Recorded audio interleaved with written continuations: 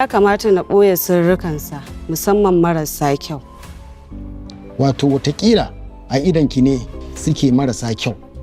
Za su iya canzawa a idan duniya ko a gaban kotu.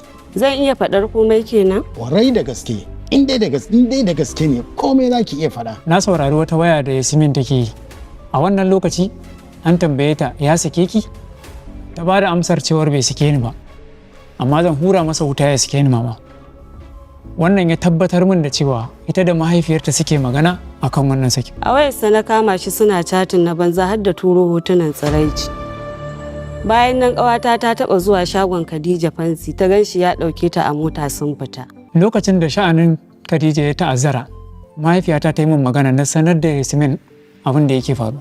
Hajiya Baraka, na'am, abin da zaki min kenan?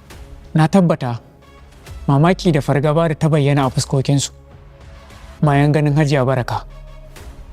Kotu za ta tabbatar da cewar Hajiya Baraka za ta warware wani kulli wanda ba a san da shi ba. Wannan dalilin shine yasa matarka take neman sake daga gare ka? Ya mai shari'a, na daɗe da rubuta mata takardar saki 3. Kawai so nake ga gudunruwansu in ya so sai na bata.